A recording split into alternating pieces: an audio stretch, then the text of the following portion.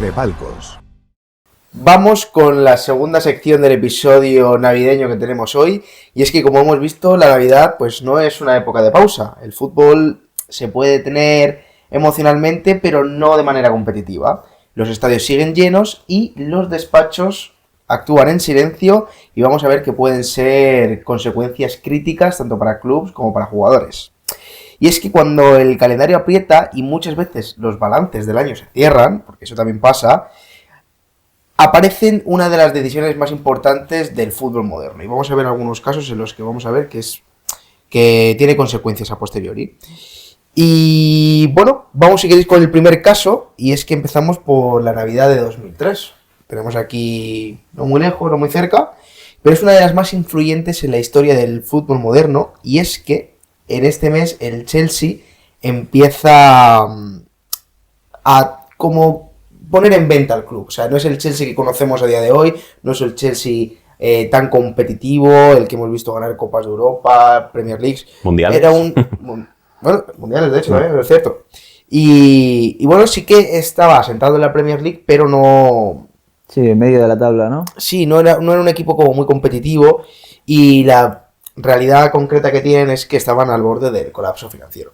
¿Por qué? Porque desde la compra de Ken Bates en los años 80, o Ken Bates, me imagino que será. Perdóname mi inglés. Bueno, el Chelsea había vivido permanentemente al límite, y sí que es verdad que él había apostado, Ken Bates había apostado por crecer rápido, fichajes ahora, la renovación del estadio de Stamford Bridge, pero a base de créditos. Entonces, claro, a comienzos de los años 2000, el club ha acumulado una deuda de 80 millones de euros. Hostia, en los 2000 eso era pasta, ¿eh? Joder, era pasta. Entonces, ¿qué pasa? Que cada clasificación de Champions daba la vida, y cuando les eliminaban, hostia puta, que estamos perdiendo dinero que nos hace falta. Y es en este momento donde aparece un hombre ya muy querido en este podcast, en este programa, Roman Abramovich. Hostia, estaba esperando que le mencionara. Apareció el rosito. Este hombre no iba a parar hasta que consiguiera un club, y antes de que comprara el Chelsea lo intentó con el Tottenham. O sea, no... Tenía Chelsea, Londres ahí focalizado. Sí, El Chelsea no le tenía de primera opción, pero es que le dio la negativa el gobierno británico. Al ver la negativa del gobierno británico se puso a barajar varias opciones en Italia. Pero es que cuando vio que el Chelsea le urgía vender, dice, aquí. ¿Por qué? Porque cuando urge vender... El precio es más barato. El precio es más barato, y ya no solo, el margen de negociación cambia. O sea, hombre, ya, te aquí no vas a pedir lo mismo tú, que estás deseando vender, que tú, que me estás poniendo los negocios hasta aquí. Eso es complicado, porque bueno, ya vimos que su gestión, fuera como fuera... Fue exitosa, ¿no? Fue brillante, sí. Claro, entonces... Desde luego fue determinante. Entonces es complicado, porque muchas veces vemos que compran a un equipo que está jodido y lo compra otro que es lamentable la gestión, y ya el hemos equipo, visto ejemplos, claro. El Mallorca, por ejemplo, el Jeque de Huelva. Entonces es complicado subirlo y mantenerlo a flote. Sí, y bueno, lo hizo. Sí. Pero lo hizo. Con dinero ilimitado de fuentes un poco opacas, pero lo hizo. Ahí va, claro. Las conversaciones se aceleraron a finales de diciembre de 2003, y no fue ni una operación larga ni mediática. De hecho, los propios trabajadores se enteraron de que les estaban comprando cuando ya se lo habían comprado. O sea, ahí había un... No había alguien al mando, no había nadie en el timón. Era un barco sin timón, ¿no? Desde luego.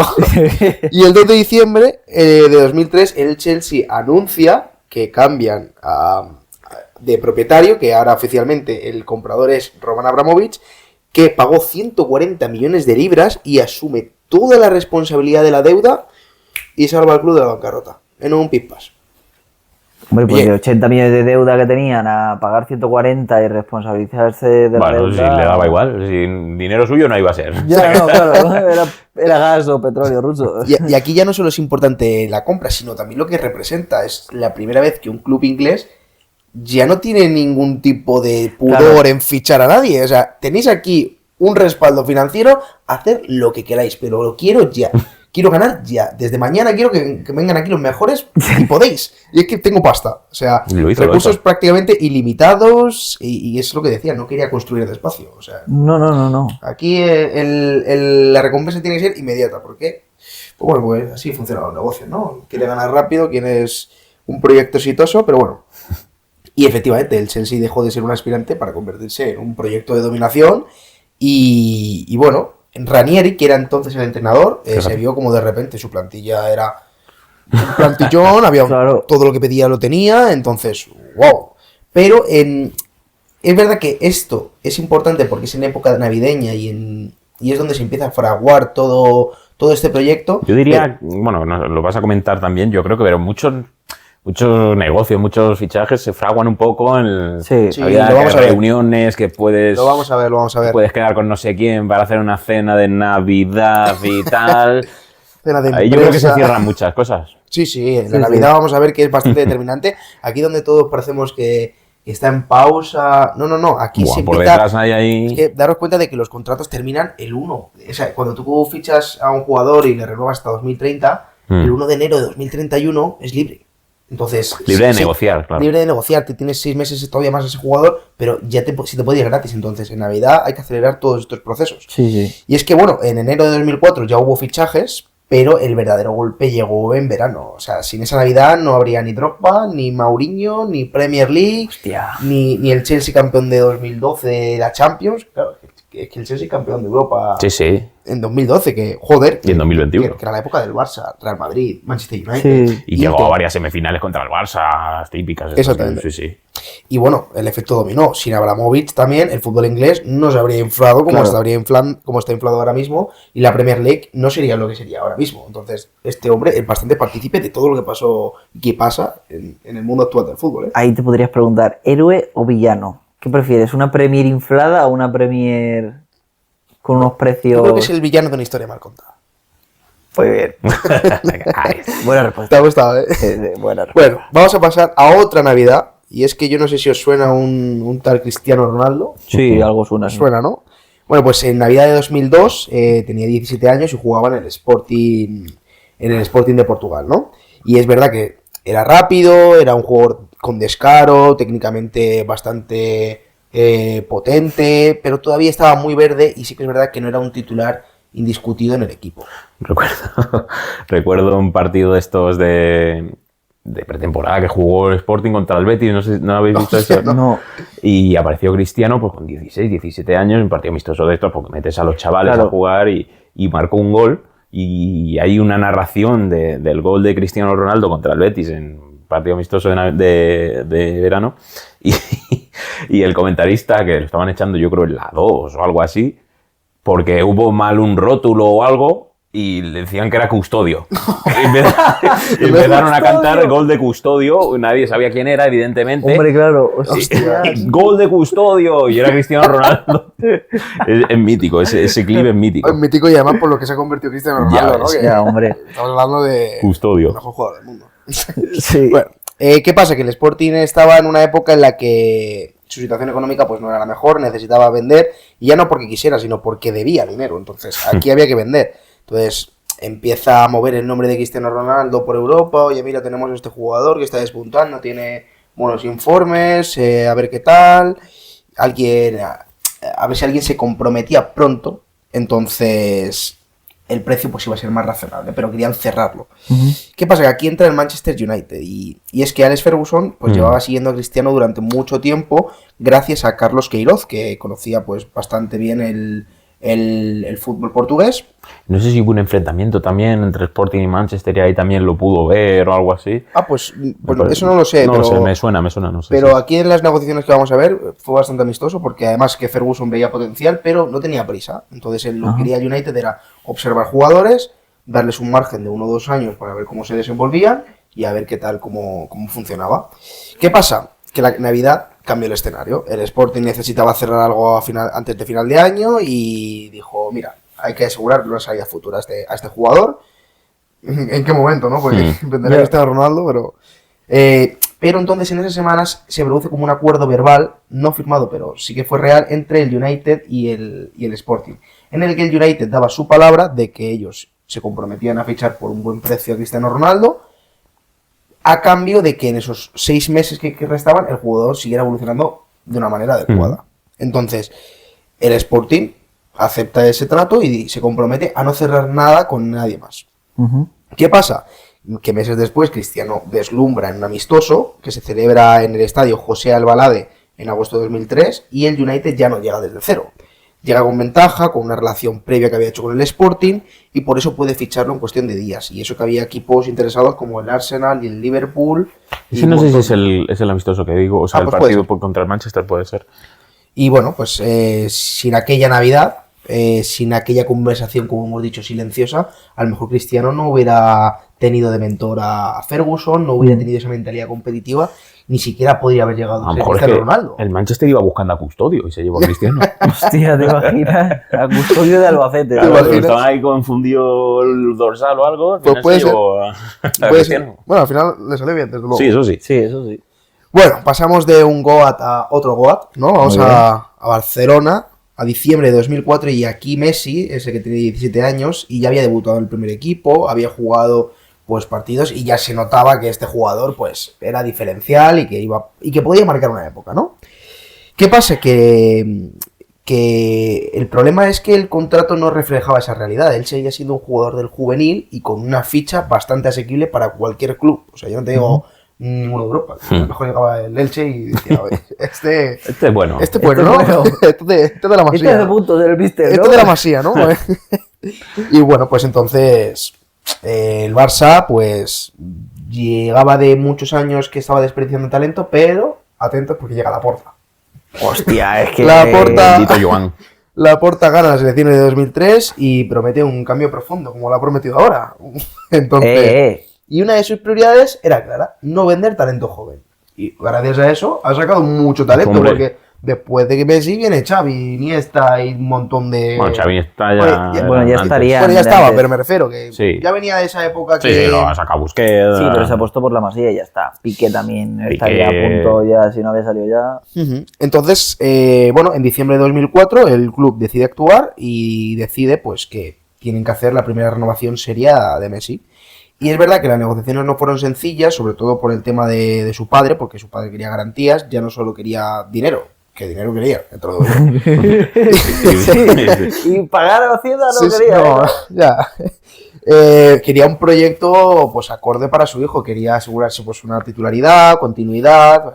Había muchas leyendas, en ese momento estaba Ronaldinho. Ya ves. Sí, claro. Y el entrenador en ese momento fue decisivo. Decía que no quería cerrar el año sin un jugador que para él estaba siendo clave, sin que se sintiera seguro, que no iba a haber problemas de continuidad porque él le quería en el proyecto. Sí, será Rijkaard, ¿no? Sí, era Rijkaard. Rijkaard, justo. Y bueno, así es como vemos que en plena Navidad el Barça renueva o hace un contrato a Lionel Messi, mejorando sustancialmente su salario y prometiéndole un proyecto acorde al jugador que pensaban que iba a ser. Y bueno, como hemos visto, pues bien le salió, desde luego. Súper expectativa, yo creo. Ya te Desde luego que sí. Bueno, hemos hablado justamente ahora de Ronaldinho, ¿verdad? Pues es que ahora vamos con él. O sea, la siguiente historia navideña está marcada por el retraso, por esa época de incertidumbre, de indecisión, porque antes lo he visto, la indecisión es una decisión. No, es que Frase mítica aquí. Sí, ¿no? sí, ¿eh? es que antes Poeta. venía escuchándolo y digo, pues es verdad, lo voy a soltar ahí en el programa, pero es cierto porque vamos a ver que Ronaldinho fue una de las grandes estrellas del Mundial que hubo en Corea y Japón. Estamos en el año 2003 y Ronaldinho pues, juega en el PSG y quiere salir. Y el Manchester United lo tiene hecho. Pero hecho es que vamos a Hostia, pero... Vale, habla. Luego... hay acuerdo económico, acuerdo con el jugador, hay consenso deportivo. Es que están todas las partes hechas, pero no está hecha la firma. Que es que hasta que no se firma, amigo. se puede meter la gente por medio. Y el Barça que es un club sin valores. Y... ¿Cómo sabe que vaya a hacer eso? Pero al Barça se le changó el fichaje de quién. ¿Cómo que se le chacó? O sea, el Barça fichaba a Ronaldinho Sí. porque antes iba a fichar a otro, que ahora no me acuerdo quién fue. Pues no tengo ni idea. Pues Hostia, lo vi el otro día, tío. Por eso fichaban a Ronaldinho. pues no sé. Pero... O sea, fue un ataque relámpago, ¿eh? Nos Sí, acabamos sí. de quedar sin el fichaje que íbamos a hacer. A Beckham. pues Se lo Beckham, quitó el pues, Madrid. Se lo quitó el Madrid. pues luego lo hablamos, Claro. porque es verdad que Beckham también tiene historia navideña, Es entonces verdad. me puede cuadrar la historia de Hostia. Rubén. Y entonces- Es que estamos viendo la Navidad Sí, aquí. sí. Y es que estábamos en diciembre, y diciembre es peligroso porque surgen detalles fiscales, diferencias en la estructura del pago, aquí hay que cerrar balances, Y bueno, pequeñas demoras, el United confía en que en Navidad pues todo se cierra. Navidad, felicidad. Pues... Aquí nadie hace nada, todos estamos bebiendo Tal vino, cual, estaban comiendo la polvorón y posta. para... Y el Barça con su recién estrenada presidencia de Laporta. Estamos viendo que Laporta también es un personaje La querido puerta aquí, ¿no? pilota, Aquí sale mucho también, ¿eh? Sí. Entra en escena, entra en escena y aprovecha este tiempo muerto y mejora un poquillo la oferta y le ofrece a Ronaldinho lo que el United no le estaba prometiendo, que era un proyecto alrededor de él. Entonces dijimos, aquí esto está siendo mucho mejor. Hostias. ¿Qué pasa? Que en cuestión de días el acuerdo con el United se enfría, el United pierde la iniciativa y en enero Ronaldinho está prácticamente cerrado con el Barça. Somos los mejores. Y bueno, Nada más que- este fichaje pues sienta las bases de un equipo que devuelve la ilusión al Camp Nou. Hostias. Estamos hablando de Sí, Ronaldinho es que cuando Su- empezó a jugar. Su primer tío, partido fue increíble, Sí. tío. Metió un golazo de su casa, chaval. El, Es el increíble. que mete el gol que da al larguero ir. O sea, le mete un Sevilla o algo así, zambombazo creo que fue, de- sí, sí. Buah, es No hay persona que no piense que le cae bien Ronaldinho, tío. Que le tenga cariño, por lo menos. Que yo te diría que en su prime pudo ser ¿Qué casi jugador nos perdimos? mejor de la historia. Bueno, ¿dónde va? Para mí. Ahí, ¿eh? O sea, su prime fue... Aquí suelto un facto, aquí me da igual. Escúchame, te voy a decir una cosa. Eso era la magia de Brasil. Ah, no que la es- mierda que te han metido a ti y te han empapelado que cada vez que A ves mí- un brasileño, tío. No, pero te voy a soltar un facto y me va a pelar los cojones. Neymar es mejor que Ronaldinho. ¿Qué dice? Te lo digo ¿Qué yo. dice? Hostias. De prime, de momento prime de su carrera. Tú me pones a mí. Tú a estás Neymar. fuera de la cabeza. Anda. Mucha gente está de acuerdo conmigo. Y Madre espero, mía, ¿eh? madre mía, Lo madre espero, mía, ¿eh? madre mía, madre mía. Mira, no tienes. Vinicius Junior. No, ahí estamos hablando de otra cosa. Bueno. Tú Nada, a Ney- nada. Pero que Neymar era una locura. A ver, que Ronaldinho Sí, también, en el ¿eh? Santos, no te jodes. Luego llegó a Barcelona y vio lo que era. No, en el PSG está en su prime. Sí. Bueno, ya hablaremos para de debate. granjero. Yo creo que no, Que Neymar es muy bueno, totalmente. Pero el prime de Ronaldinho, antes de que empezara a ir de fiesta, cuando todavía no conocía Barcelona, Bueno, o salía, pero el cuerpo lo aguantaba. A ver, pero Aquello- ¿de qué aquello, estamos tío. hablando? de su pick de carrera. De su pick. No estamos... Qué debate Claro, guapo porque- se ha No generado estoy aquí, ¿eh? comparando la Es que carrera- Ronaldinho son 3 años. Claro, pero es que esos 3 años son El máximo... la creme de la creme, Tú tío. ahora o sea, mismo, en una escala de leyendas del fútbol, ¿a quién pones encima? ¿A Ronaldinho o a Neymar? A Ronaldinho. ¿Por qué? Porque tiene un balón de oro. No, y porque tú ves los vídeos, tío, cuando Joder, jugaba, ¿para dónde ha habido ¿no? Neymar? Pues yo no tenía niños en mi clase que antes de jugar al No. fútbol del patio se ponían Sí, en el y ordenador ahora este se ponen, de caja. y ahora se ponen y dicen Mbappé es mejor que Cristiano y que cualquier otro jugador No. anterior a ellos, ¿sabes? No Mira, tiene nada que ver. Seguro que la gente se acuerda de esto. Mira. ¿Cuántos niños en vuestra clase había que se venían a ver en el ordenador este de caja que había feo vídeos, highlights de Neymar con ISO y pego de fondo? Vamos a ver, ¿Cuánto? pero vamos a ver, Y que los es de que- Ronaldinho que el pero porque ese era era el año en el que estaba de moda, tío, por eso Pero lo bueno, y veíamos. este debate a cuento de que... Es mucho, para mí es mejor Ronaldinho. Bueno, dejadnoslo en el comentarios. pick, en el pick, cuidado, el pick de la carrera, Sí, sí. ¿eh? Fugaz, pero espectacular. Si os mola, podemos hacer algún día secciones de debates sobre temas controversiales en las que nosotros no estemos de acuerdo y así vosotros también podéis dar Sí. vuestra opinión. Incluso Yo nos me podemos emociono, pegar de tío. piñas Yo aquí, me si hace emociono, te lo falta. juro que me emociono. Pero para eso hay que suscribirse, ¿eh? Y hay que dar like, porque si no, Víctor y yo no volvemos a hablar si Ronaldinho es peor que Neymar, que evidentemente sí. No, en serio, o sea, ya fuera de bromas, ambos muy buenos. ¿eh? Sí, ambos muy buenos. Bueno, hemos visto cómo se va calentando las navidades, ¿no? Mira, luego vamos a hablar de Beckham, que la has mencionado tú. Pero es que ahora vamos a hablar con alguien que también era mejor que Ronaldinho. ¿Quién crees que puedo decir? Pues como no digas Messi... Ya habla de Messi. ¿Y no has hablado de él? ¿O sí? No, Y era mejor, sí, pero no es Neymar. no. Puf, cualquier chorrada que se te ocurra a ti. La historia navideña nos lleva a Turín, a finales de los años 90, en un momento en el que el fútbol europeo y sobre todo la economía no había explotado del todo, pero ya estaba sentando las bases. Y más con este fichaje. Diciembre de 1998, Zinedine Zidane acaba de ganar el Mundial El con brujo Francia. Zidane. Acaba de ganar el Mundial con Francia y se ha convertido sin discusión en el mejor centrocampista del mundo. Vale. Y incluso de... Bueno, ¿qué tal centrocampista? El mejor jugador. Pues lo que- Hombre, sí. Juega la Juventus, domina los partidos con una elegancia insultante hacia sus rivales y representa exactamente ese tipo de futbolista que Florentino se le cae la baba con vestirle de blanco, ¿no? En este momento, Es verdad que no estaba Florentino, en este momento estaba Lorenzo... no, bueno, en Italia lo sabían, en España también. Lorenzo Sanz, ahora sí, entonces presidente blanco, ya había intentado acercarse al entorno de Zinedine Zidane, pero la Juve entiende que retenerlo es complicado, pero también sabe de algo fundamental. Si Zidane se va, no va a salir barato. ¿Y qué pasa entonces? Que en Navidades de 1998, donde la mayoría de clubes europeos están parados, se reduce su actividad por fiestas, la Juventus decide moverse. Dice, aquí no hay que mejorar solo el contrato de Zidane, aquí hay que proteger un activo que si no lo tenemos nosotros... Exactamente, subió cláusulas. Se negocia con rapidez. Como tú haces con Coque, ¿eh? Sí. El mister. Ojo, Mira, algún día hablaremos... Algún día hablaremos del Algún día mister. hablaremos de la rebotada que os estoy pegando. Algún día hablaremos del mister porque entre palcos tiene un mister muy calentito. Bueno, la negociación se hace con rapidez. Zidane está muy contento porque la verdad que al club le tiene muchísimo cariño, él se quería quedar y pues la verdad que va todo bien. Y es verdad que se fija una cláusula de salida que, aunque es elevada, deja una puerta abierta hacia el futuro. Y bueno, es verdad que esta Navidad no evita que Zinedine Zidane salga porque llegó Florentino y dijo, aquí te planto 75 millones de euros, pero todos contentos, yo creo. Pero aquí son 75 millones de euros en 2001, que era un dineral abusivo para esa época, si no lo parece ahora mismo, estamos en 2025. Hombre, y es una pasta. Y es una pasta, imagínate en esa época. La estrategia de la Juve al final salió bien. Pero es lo que te iba a decir, o sea, gracias a esa renovación lo consiguió mantener 2 años más y aparte, cuando se fue, dejar una cifra histórica en ese momento. Bueno, histórica incluso ahora. Buah, ya ves. Entonces, no sé qué opináis aquí Estamos viendo diferentes casos, ¿no? Cómo robamos jugadores por inactividad, cómo lo protegemos, cómo de repente cambia el mercado gracias a que llega una nueva persona. No sé cómo lo estáis viendo. Yo te diría que muy buena gestión de la Juve. Sí. O sea... Ganaron todos... Lo hicieron al palo casi porque ya veían que se estaba acercando el momento, pero lo hicieron perfecto. O sea, todo el mundo contento.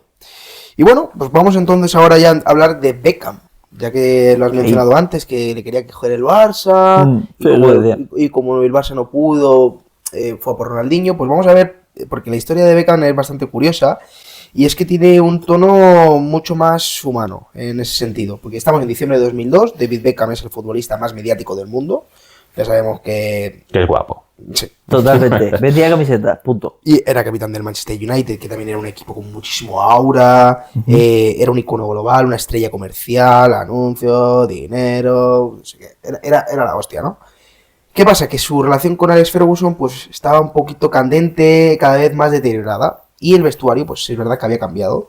El club empezaba a mirar hacia una nueva generación en la que Beckham contaban con él, pero asumía que ya su rol no iba a ser el mismo. Y en ese contexto, el United intenta renovar su contrato en Navidad. Y no es una negociación sencilla, porque Beckham quería sentirse valorado, no solo económicamente, sino quería formar parte del club, de sentirse dentro del proyecto, y quería garantías deportivas y un reconocimiento que él considera que tendría que merecer. Pero el club empieza a dudar ya no tanto de su calidad, sino de su influencia externa, de su imagen y de su peso mediático. No sé si a lo mejor se deja llevar bueno por fuera, ¿no? Y no está tan centrado en el fútbol. Sí, o si les puede repercutir positivo o negativamente, depende de lo polémico que se vuelva. Había ahí un poquito de mejunje, ya está. Y bueno, las conversaciones no avanzaban, no había una ruptura oficial, pero sí que es verdad que tampoco había ningún tipo de acuerdo. Y pues cuando una renovación no se cierra en el mundo del fútbol, entra alguien y te lo quita.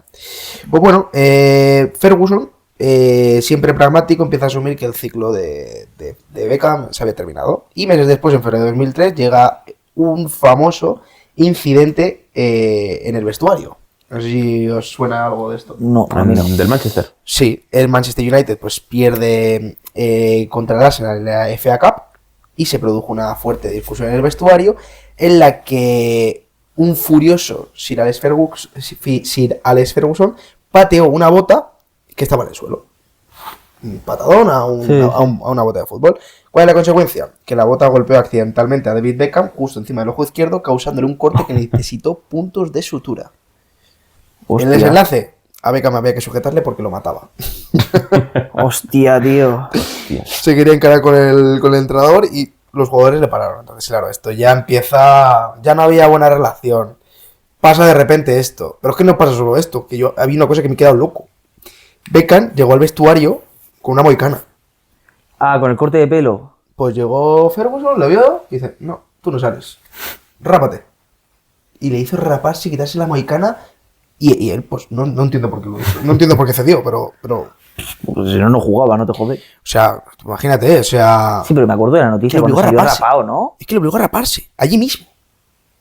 Sí, pero Es me acuerdo, increíble. lo del corte de pelo lo comentaron en aquel momento o algo, me suena. Es que ya estamos viendo que la relación estaba entre estos totalmente dos, rota, tío. rotísima. Era rollo, yo Y ahí tengo más estaba cojones que ahí- tú y tú tienes más que yo y pim pam, Y pim ahí pam. estaba el acecho el Barça, ¿no? Como comentabas, Sí, el Madrid, sí, y ahí estaría todo el mundo, ¿no? Pero ahí el Madrid se lo llevó en el verano de Hombre. 2003. Tito Floren hizo el chanchullo de los terrenos Buah. de la ciudad deportiva antigua, Nada, le nada. ayudó hasta el presidente de España. Y el fichaje, pues no es una sorpresa para nadie, con todo lo que os he contado, contando esta Navidad, esto que pasó. Aquella renovación que no se firmó fue tan importante como cualquier traspaso, porque al final se lo llevó el Madrid. Bien hecho, la verdad. Pero Hombre, no, le sacaste rendimiento, yo creo. no mucho. Bueno, Vendiendo camisetas, sí. yo creo que Sí, Beckham, sí. futbolísticamente, hablando de fútbol, es un tío muy infravalorado, ¿eh?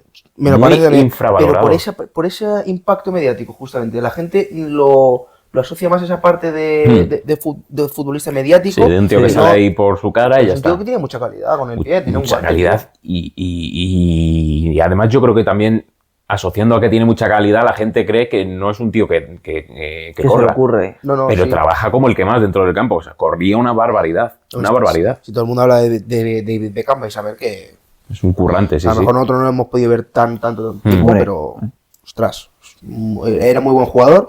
Y pasamos, si queréis, ya a la última historia navideña que traemos. Y es que, bueno, es mucho más reciente, estamos en diciembre de 2017 y el Liverpool de Jürgen Klopp era una pisonadora ofensivamente, era la hostia, con ese Hostia, es tridente verdad. que hizo Firmino, bueno, no sé si llegaba... No sé si estaba por ahí ya, pero bueno. Sí, estaba. pero era una pisonadora. Salah, Pero ¿qué sí, pasa? Salah. Les faltaba el líder defensivo. La zaga defensiva era un coladero y decían, aquí hay que meter una solución. ¿Y qué pasa? Que Virgil van Dijk, que jugaba en el Southampton, era el central más cotizado de la Premier League. Y el Liverpool lo quería desde hace meses, pero le ponían un presupuesto inicial de 70 millones de libras. O sea, 5 menos que Zidane y 14 Exactamente. años después, ¿eh? pero es que dices, hostia, 70 millones por un defensa... Duele. Es ¿Cómo lo voy a pasta, hacer? Defensa del Southampton. Es que no sí. es claro. el defensa central del Real Madrid. Bueno, o pues sea, el Liverpool se tuvo que disculpar hasta con el Southampton porque negoció con el jugador sin el permiso del club. Es cosa que está muy mal vista. Muy fea. Pero bueno, pidió perdón y tal. Y es en Navidad donde se toma una decisión real. Jürgen Klopp dice, vamos a ver, es o Van Dijk o ninguno. Entonces, ¿qué pasa? Que se la jugaron. Deciden asumir el riesgo y el fichaje se anuncia oficialmente el 27 de diciembre de 2017 por 75 millones de libras. Hola, lo mismo que Zidane. No más, porque estos son libras. Ah, por el Claro. cambio. Hostia, es verdad. Récord mundial para un defensa y sí que es verdad que el impacto es inmediato. El Liverpool cambia de cara totalmente, gana la Buah, ya Champions ves. en 2019, pierde una contra el Madrid en 2018 también, Sí, es o sea, verdad, queda me subcampeón y acuerdo de campeón. eso, tío. Gana la Premier League en 2020 después de no sé cuántos años que Gerrard, por ejemplo, no tiene ninguna Premier Ujú. League, o sea, porque os hagáis una idea. Y Van Dijk se convierte en el líder de la defensa del Liverpool, pero es que queda segundo en el Balón de Oro y se lo lleva Messi Es por verdad. robo, ¿verdad? Morro, vete a la mierda. hostia, es duro, ¿eh? No, pero bueno, ya, al final les salió bien y hemos visto que se tomaron decisiones arriesgadas, pero que bueno, que tienen resultado. Y como veis, la Navidad no es una época simplemente para estar contento, estar feliz, alegre, en familia. Es una época que hay que currar, hay que proteger activos, Por porque detrás viene... hay Sí, sí. mucha ratilla por ahí que sabe que acabas contrato y hay que atar bien a los jugadores. Pero bueno, estamos viendo que como la Navidad es importante para el mundo del fútbol y también para nosotros, porque nos gusta traer ese tipo de contenido.